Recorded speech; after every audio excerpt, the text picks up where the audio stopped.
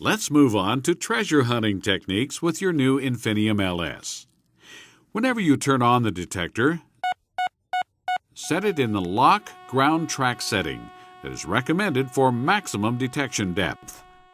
This lock position should always be used, except in environments where constantly changing ground mineralization requires frequent ground balancing. Let's determine if ground balancing is necessary. This can be done by raising and lowering the search coil 2 to 6 inches above the ground while listening for ground signals.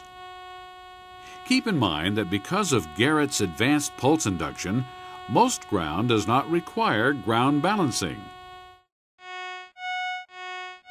However, if ground signals should occur, switch to slow or fast and continue raising and lowering the coil until the signal smooths out. Return the ground track setting to the lock position. If the ground continues to produce signals, which will be very rare, you may need to operate continuously in the slow or fast ground track setting.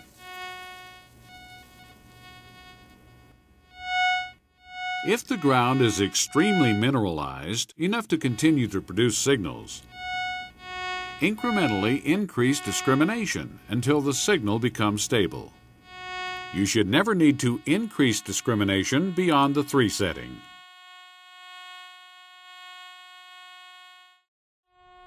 Let's now begin hunting and discuss interpreting the audio signals of your Infinium LS. Since pulse induction instruments give only audible clues to the identity of detected targets, it's vital that their signals be learned. Poor conductors such as nickels, most rings, lead mini balls, pull tabs, and this small gold nugget produce a high tone followed by a low tone echo.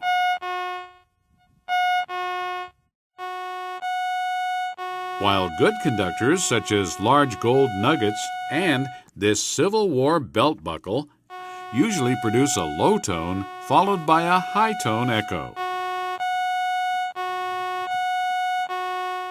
Because iron sometimes disguises itself to a pulse induction detector as a good conductor, it too can produce a low tone followed by a high tone echo. Overcoming detection of iron is a challenge to any pulse induction detector, but there's a technique you can use to help identify most iron targets. It's called reverse discrimination and is described fully in your owner's manual. Here's how it works. While operating with 0 or minimum discrimination, we see 2 adjacent targets, a nail and a small gold nugget.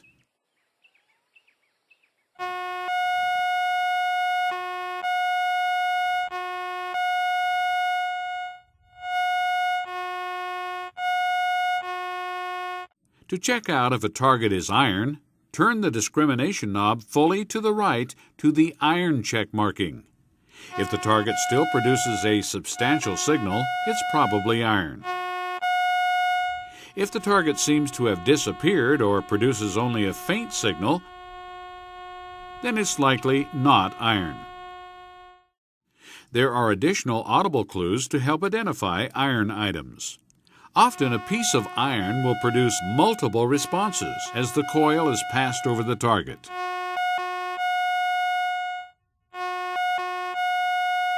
Listen now to how a good target produces only one response.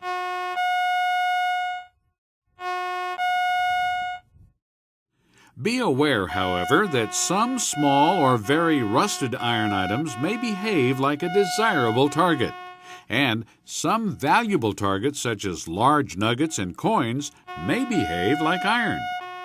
The bottom line, as all veteran treasure hunters know, is that you should dig every target to be certain. As we go into the field, we should always remember that although the Infinium LS is a totally new detector, the same old treasure hunting concepts are valid.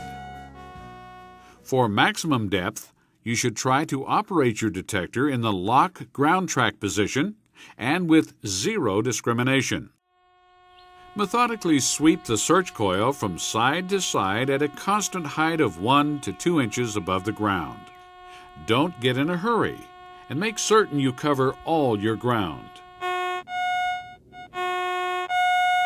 When a target has been discovered, listen closely to its sound to try to determine what it is. Utilize reverse discrimination if you suspect that it's iron. Of course, pinpointing is vital with your Infinium LS and its Double D search coil, because this coil has a narrower detection field than conventional coils. Always pinpoint by sweeping the coil in a side-to-side motion over your target. After determining its approximate location, position yourself to the side of the target area and again scan from side to side to discover its exact location. For targets that are on or close to the surface, start behind the target's suspected location and scan the area using short side-to-side sweeps while moving forward until the target is exactly pinpointed underneath the tip of the coil. A valuable accessory for your new Infinium is a 5x10 Double D search coil.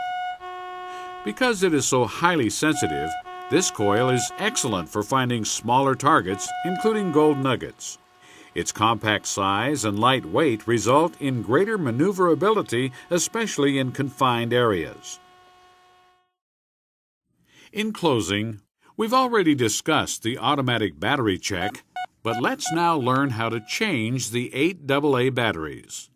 First, unscrew the battery cap at the rear of the detector housing. This should always be done by hand without using any tools. When you change the batteries, their plus and minus markings must be properly aligned. When replacing the battery pack, make certain the contacts on the pack align with the springs inside the housing. Make sure the O-ring is still in place and free from debris. Hand tighten the battery cap until the index mark is aligned as shown. A rechargeable battery pack